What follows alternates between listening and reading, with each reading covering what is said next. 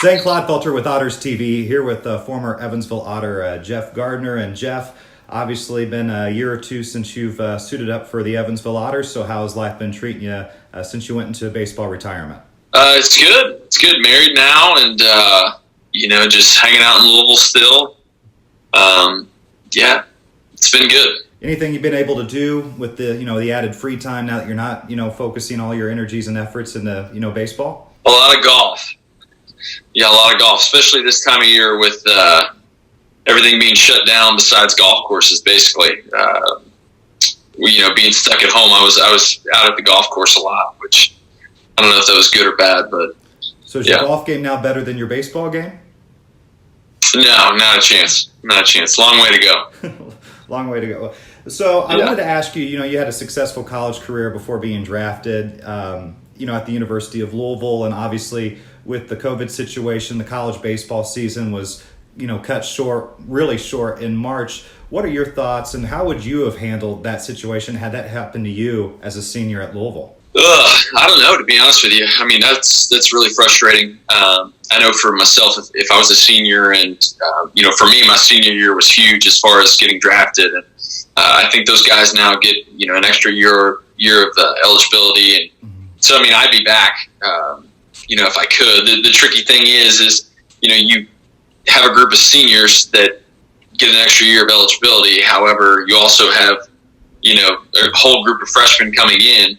And so that whole situation is going to be a mess, and we'll see how it plays out. But I know I would have been devastated. As a baseball player, you work so hard all off season from September until February when the season starts, and to have it cut short like that, that's just rough. I was, as we've discussed before, I do a little bit of color commentating, and I was supposed to do some broadcasts. The day before my first broadcast of the year is when the season got canceled. So it was just, I couldn't believe it. Yeah, and I guess, does it make you somewhat thankful, the timing that you got out of baseball before all this uncertainty, not just with the Otters in the Frontier League, but just the whole uncertainty of the game, in 2020 in general? Yeah, my wife and I have joked about that I got out at the right time. It's crazy, it's sad, what's going on. With it, it's like, summer without baseball just doesn't feel right. And so I feel for all those guys. I couldn't imagine being a minor leaguer, or even worse, being the independent league guy, and having to ride this uncertainty curve.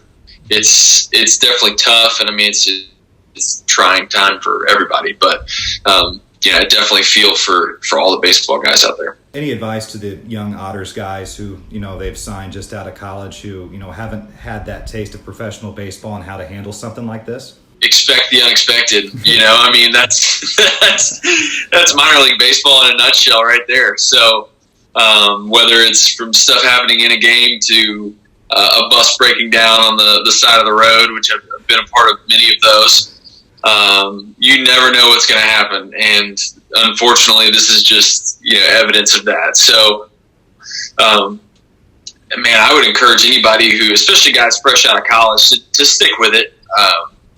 I think next year is going to be an interesting year for independent baseball. We kind of discussed that before, in that, you're going to have a lot of guys looking for jobs with the draft cut down to only 5 rounds. And, you now don't have a lot of those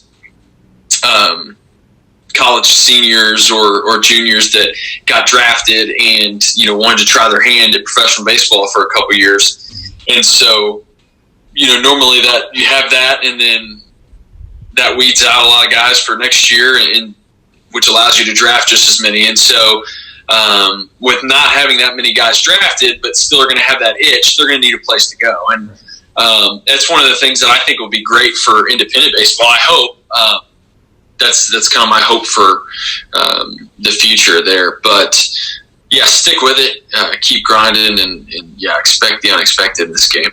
And you learn that a lot in Evansville, as you mentioned. Now, Bossy Field, I know Bossy Field holds a special place in your heart. Is there a memory or two, or just a moment in that ballpark that you now share with family and friends in Louisville about just how special, or maybe how quirky that place is? Oh man, there's a lot. There is there's a lot of great memories from Bossy Field.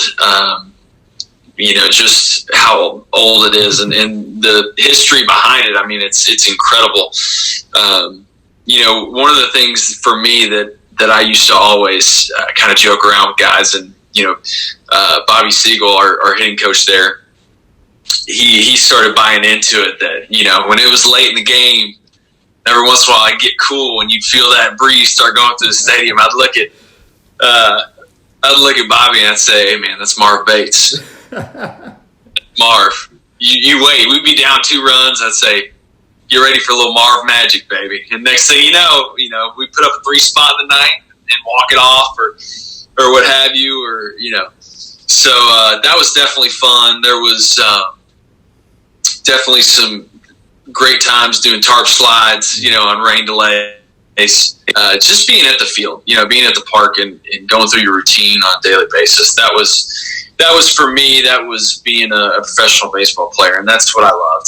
Every bit of it. And then, when the lights came on at 7 o'clock, man, it was time to roll.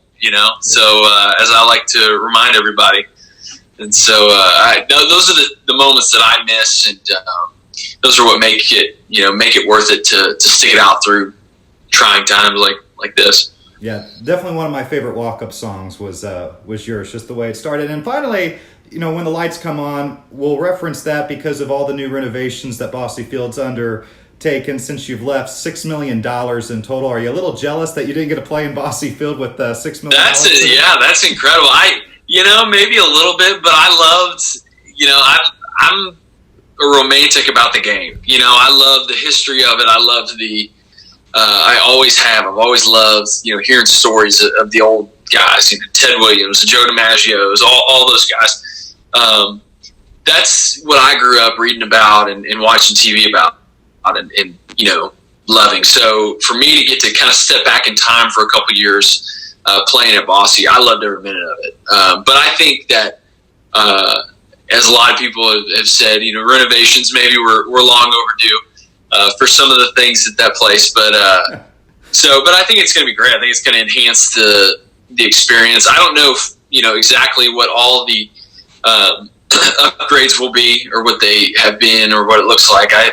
Whenever it's all done, I'd love to get down there and see it, though, for sure. Yeah, I'm sure Andy and everybody else with the Otters would love to have you back for another game, even if you're just a spectator and not in the outfield. So, Jeff, it was great catching up. Yeah, you as well. Yeah. He's Jeff Gardner, former Otter. I'm Zane Clodfelter. This has been Otters TV.